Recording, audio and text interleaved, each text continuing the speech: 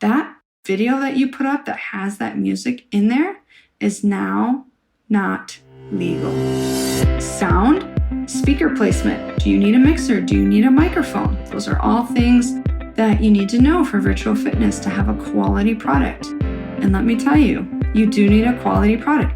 It does not have to be perfect. It can be in your basement. However, if your sound is not good, people are going to hop off and not return. And you want return visits.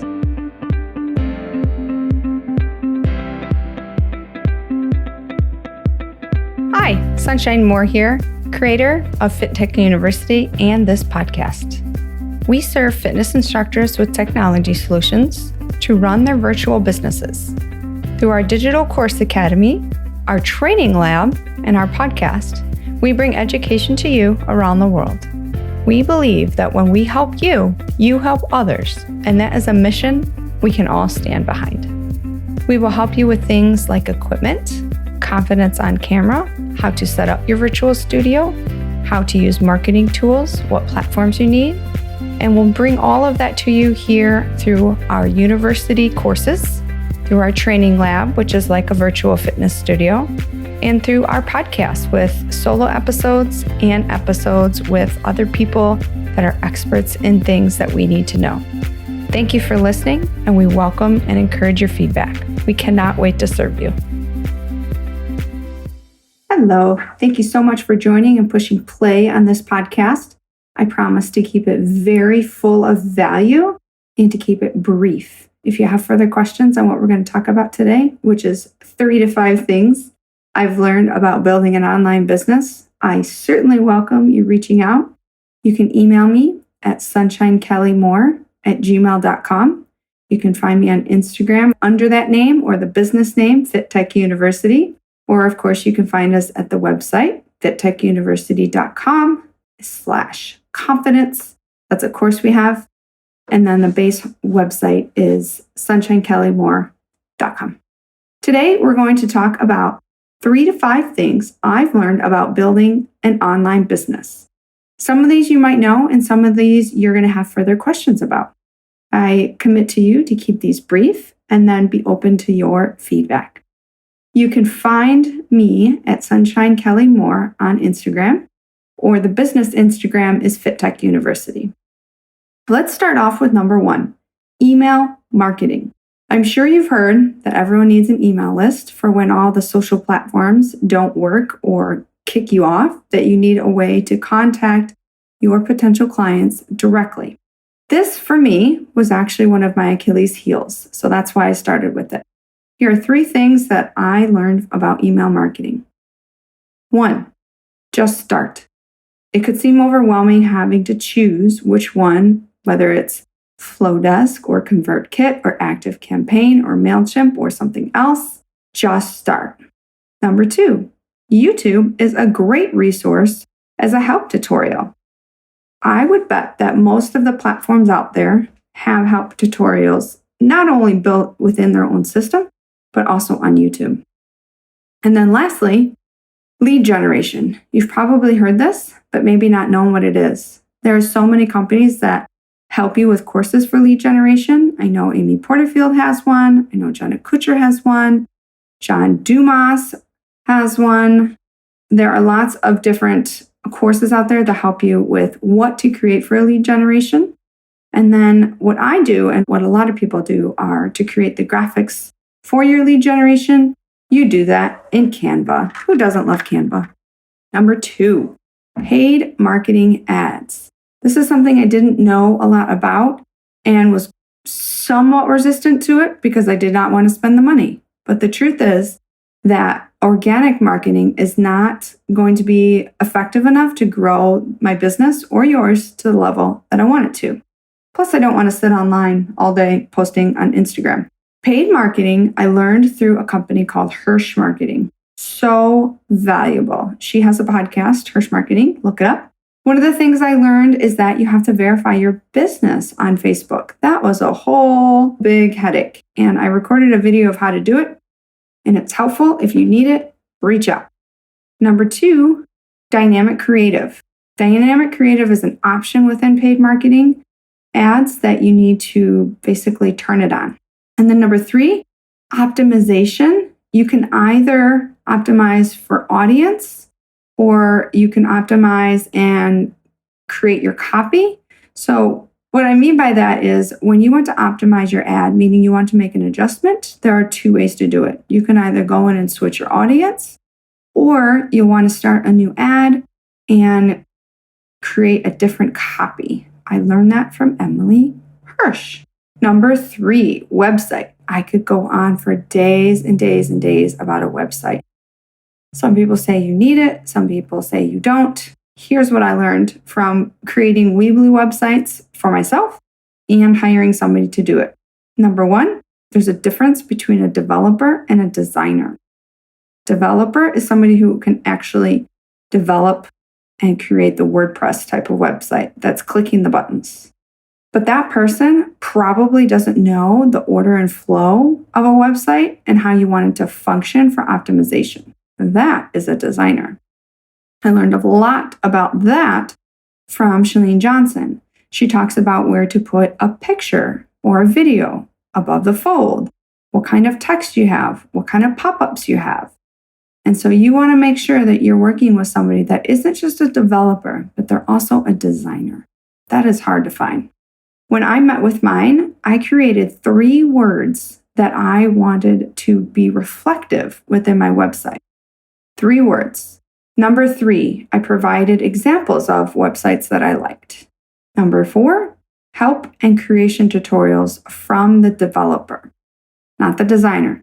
So my developer created help tutorials for me with things about how I could go into the back end of my website and do things like add the podcast episode or the blog episode, and do that once they were no longer on the team or once the website was done. If you learn how to do some basic things with WordPress, you can save yourself a whole lot of money from hiring somebody else to do it. So with the website, we just talked about developer versus design. Have 3 words to describe the website that you want. Have examples of other people's websites that you like and why. And then help and creation tutorials. I can tell you that one of the websites I really liked is Amy Nicotora. I hope I'm not butchering your last name, Amy. She's in the fitness industry, and I really loved the dynamic flow of her website. It's very clean, it's dynamic, and it pops. Number 4, hiring a VA. I have hired several VAs. I could write a whole course on it. And for fun, one time I did, just brainstormed. But VAs are so valuable to growing your business and growing it faster and with more quality, I'll say, actually. So when I hire a VA, I ask them during the interview to pre-write their resume as if they have done the job I'm asking them to do. I want 3 to 5 quantitative things that they want to have achieved in a year from working with me. That's part of their homework after interview 1. If we choose to move on, that's the homework I give them. What do you want this resume to say? Number 2, I pay a base rate plus commission for results. Instead of just paying an hourly commission, I incentivize with a base rate and commission. They get a base that's reasonable. It's not minimum wage, I'm picturing a waitress, but it's enough that they will take the position and work hard to get that commission. They need some skin in the game. So say they're building an email lead generation. We agree that we want to generate X amount of leads. And if they do that based on what they've created, they get that commission. And number 3, for hiring a VA, you want to be clear in your explanation of what you want them to do. And you want to write it out for them. We use a Google Doc. You could use Asana or ClickUp or some other sort of tool, if you will, to keep track of everything. A clear explanation is what something Brene Brown calls paint done. So you need to paint done for your VA, meaning paint for them what it will do, what it will look like, what it will feel like. What is the goal of this whole thing? Number 5, a podcast. I've had to create a podcast. Well, I didn't have to, but I chose to to use a podcast as my main source of organic marketing. I love interviewing people, and I love gaining knowledge from experts about things that I really don't know about, but I'm curious about. Number one, if you're going to use your iPhone, which you totally can, you want earbuds in. Those have a microphone in them, and they also help with noise cancellation. You can sit in your car at your daughter's dance lesson and record a podcast. I did do this a couple weeks ago, and I have to remember next time to hold the cord off of my coat because you can hear my winter coat. Pro tip, create an Apple account before your Libsyn will release the podcast. I didn't know that. I did enough research to know I can put the podcast on different platforms, if you will, so they'll put it out into the world, but I did not know that I had to create an Apple account. It wasn't hard. I think I went into Apple and just Googled it, but it does have to be done as a separate adventure. Lastly, with the podcast, I recorded 10 episodes before I launched it. That way I have a ton in the bank and I don't have to be panicking to create more content when I'm not feeling creative, or to find guests when maybe I haven't found enough guests or times that we can record podcasts together. I had 10 in the bank before I started. To review, with the podcast, the 3 things that I learned is that yes, I can do it from my iPhone with my earbuds in my car while my daughter's dancing, but keep the cord off of my winter coat. Next, create an Apple account before Libsyn will release it, and then have a set amount of episodes in the bank before you release the podcast. On to number 6, data. Data is so huge. Data can help you make so many important decisions and give you that confidence that you are wanting that goes beyond just your gut instinct or your feeling. Your Facebook pixel holds a lot of data. I didn't even know what this was a couple of years ago. Think of it as a code, a number code, and you put it on the back of your website into the back end. It's like putting, let's say, a barcode on a physical product, and you can scan it, and then the product tells you how much it costs. When you have this Facebook pixel, you will gain data about where people are clicking on your things and how long they're listening and what they're doing, their behavior. And so that can help you make decisions about what you want to do. If they are clicking on something or they aren't, if they're exiting a video or if they are not. Email metrics are another part of the data story. And you want to know, again, what is your open rate? You want to know your frequent flyers, if you will. Who are the people opening your emails the most? And that, again, will help you make decisions about what you are crafting for your email. You can simply go onto YouTube and Google what is a good email open rate.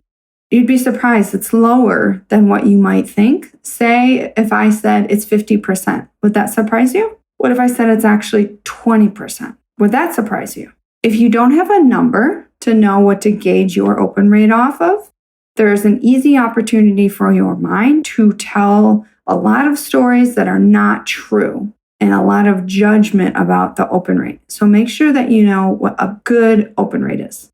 Data with the podcast, of course, I can see how many downloads there are on this podcast, and I can see from podcast to podcast which one was the most popular. At the time of this recording, the one about equipment for virtual fitness instructors has been the most popular. YouTube has data, of course. You can see how long people are listening or watching your videos. And then ads, of course, have data. You can see how many people are clicking on your ad, reading your ad, things like that. Data is huge. So data includes the Facebook pixel, email metrics, the podcast number of downloads, YouTube number of watch hours, and then ads, your click-through rate. Hi, Fit Pros. I'm here to tell you about a special topic seminar that I've created just for you if you need confidence on camera. If that is stopping you from growing your virtual fitness business, then I want to help you. I'm offering a special topic seminar called 5 Ways to Improve Your Confidence on Camera, and this serves fitness instructors who want to be more confident in their teaching. It solves the problem of having low confidence on camera, and the promise I give to you is that at the end of this, there will be one video that you have created that you are confident in releasing. Here are the details. There are 5 trainings that you will receive, and they are on demand. You watch them anytime you want. You will start the training on day 1, and you will post in our Facebook group that you have started. Each day has homework. So you'll do your homework, and then there'll be a way to let me know that your homework is done. And as the professor, I will give you feedback on each of your homework assignments. That's sort of the live piece to it. So if you are interested in improving your confidence on camera, again, my promise to you is that not only will I help you with that, but at the end of this special topics seminar, you will have one video created that you are confident in releasing. You can find this training at fittechuniversity.com/confidence. And little sneak peek side note, there'll be an option in there for a special PDF that you can download for equipment that you'll need for your virtual fitness business. And then, of course, if you need even more services, there will be an option in there if you want to book a one-on-one paid consultation. I really appreciate you sharing this with other Fit Pros because that's how we grow and learn from each other. And I can't wait to see you inside the training for confidence on camera. Number 7, time management. We could all use some help with that, right? One of the time management softwares I use is Calendly. That is a booking link that I can send people and say, hey, find a time in there. Otherwise, you're exchanging 3 or 4 emails or text messages, playing phone tag, probably not at this point in life, but it gives you the opportunity to block those times out in your schedule already and know I do interviews, for example, for the podcast on Mondays and Wednesdays. So I don't schedule anything at those times. Those are blocked out for podcasts. Tuesdays and Fridays, I have meetings. And then Thursdays is a day for no meetings at all. That's the second one, designated times and days for things. For me, that works. This is a day where I record podcasts. I really get in the zone. Sometimes I take a walk before so I can get my thoughts flowing, or I'll take a bath. That's how I get creative.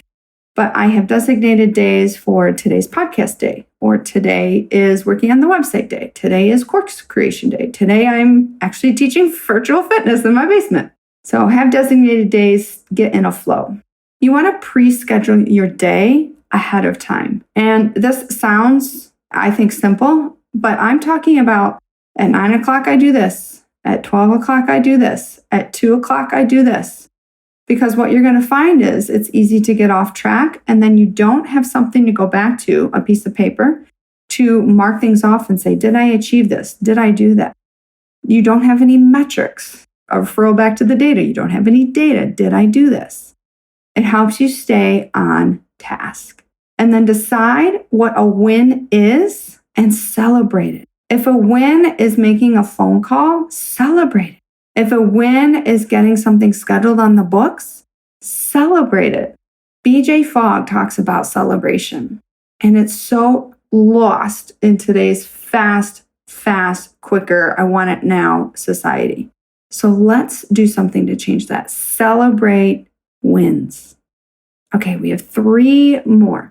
Number 8, virtual fitness. Of course, the whole company is about virtual fitness.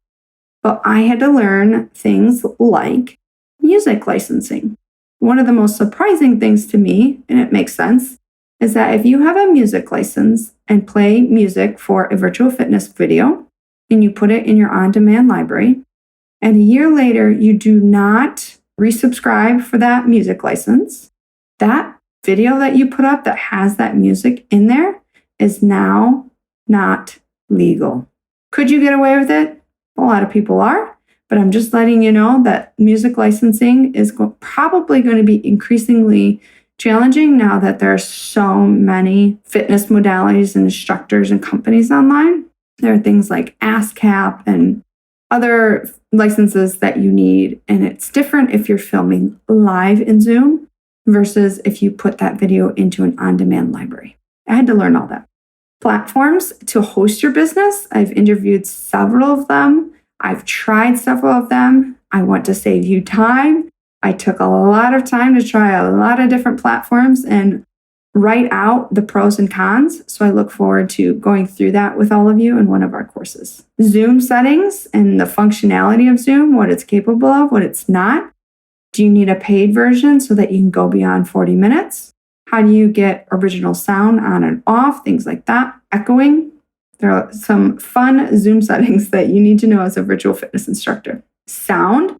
Speaker placement. Do you need a mixer? Do you need a microphone? Those are all things that you need to know for virtual fitness to have a quality product. And let me tell you, you do need a quality product. It does not have to be perfect. It can be in your basement. However, if your sound is not good, people are going to hop off and not return, and you want return visits.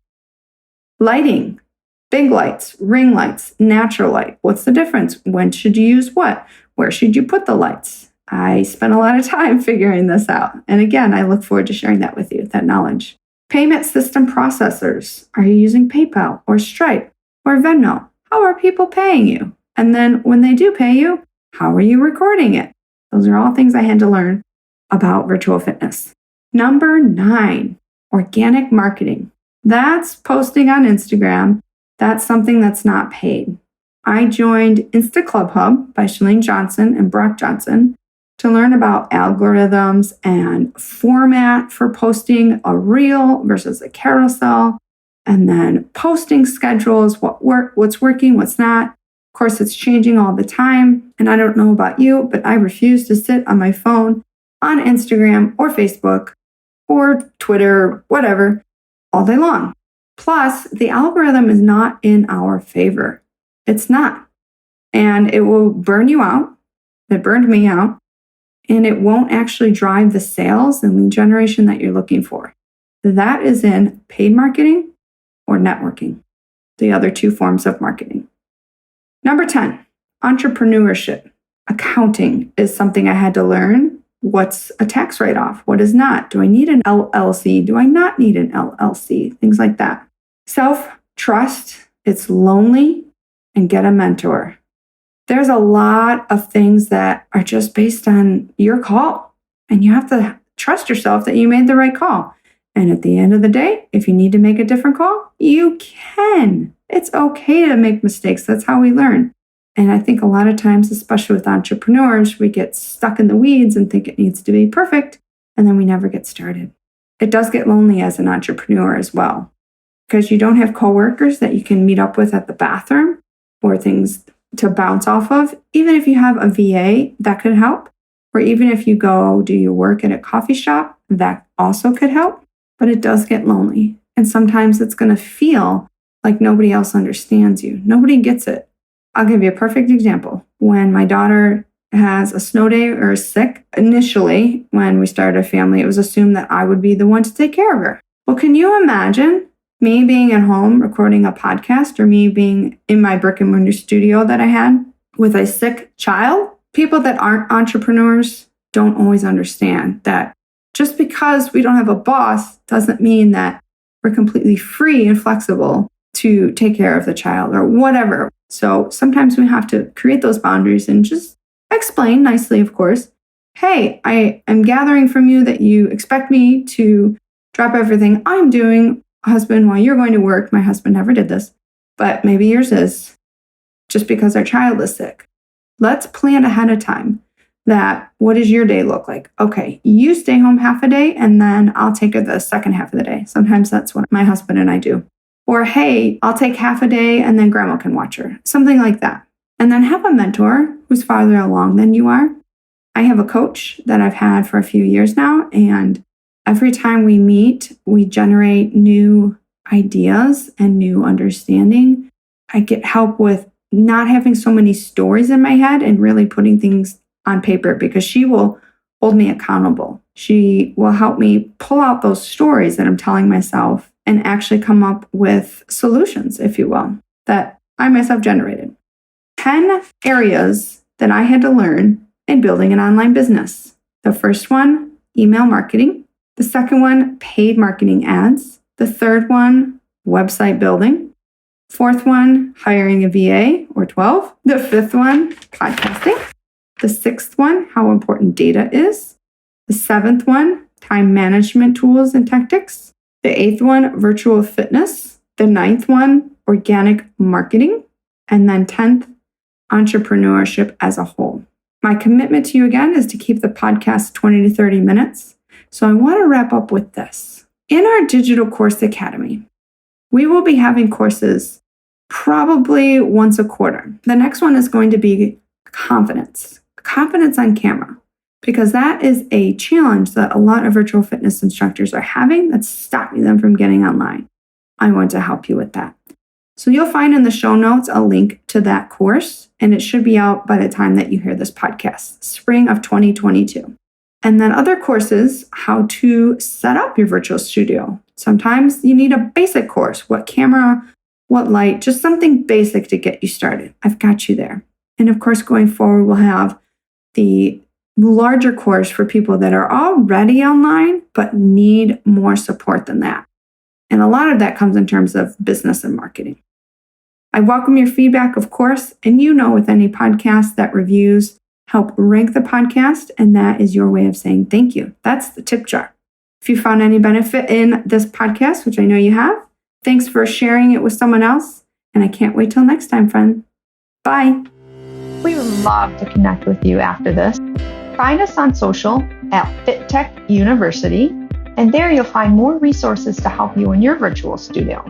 There'll be links for our signature course, How to Develop a Virtual Studio, resources to help you with lighting, sound, music licensing, technology, platform decisions. And if you want to be a podcast guest, there's a link there for you too. Looking forward to connecting. Thanks, friend.